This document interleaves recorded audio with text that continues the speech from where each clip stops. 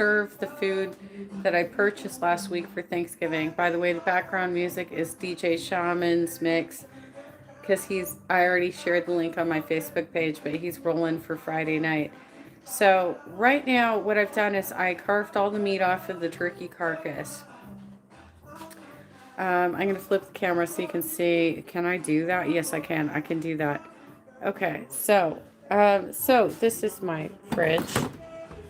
My meat is just lightly preserved right now. Like I'm just trying to like save it so I can chop it up for when I do the soup.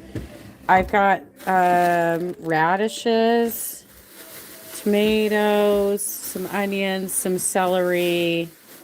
I don't think I need the cucumber, but I got a few things in there. And then over here, hold up. My fridge doesn't close very easy. Okay, so over here I've got the big pot. This one has the turkey carcass in it, but it also has the stems of the radishes, the leafy bits of the radishes, the leafy bits of my celery, and an onion cut in fourths, and various spices. I'm out of bay leaves. Normally I would throw some bay leaves in there. You can see I got 43 more minutes on this. So I have become somewhat of a broth, soup, and stew enthusiast in my cooking journey. So I'm making the broth first because the broth, I'm going to conserve some of it. Broth is really good for making rice, by the way. It makes it very moist and tender and flavorful.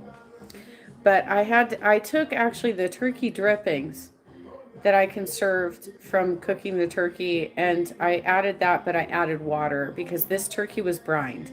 So it's too salty if you do just the drippings, which is part of the issue I've had with some of the side dishes that I made, like the stuffing. The stuffing I used was straight up drippings, and it's way, like, that's why I kept getting knocked out last weekend because um, the original drippings were so salty, and I have high blood pressure that it really knocked me out. So I'm going to remake um, gravy. I'm not tonight. Not tonight. Tonight I'm making the broth and the turkey soup, which is what you do with the leftovers. You make turkey soup and you freeze it. Because people tend to get sick over the winter. And so if you have some frozen homemade soup that has some um, the bone marrow in it, which has anti-inflammatories, that's actually nice to have on hand. So I am currently making that for myself and for my friend Robert, with my dregs of this meal. But at first I have to extract all the marrow out of the turkey friend.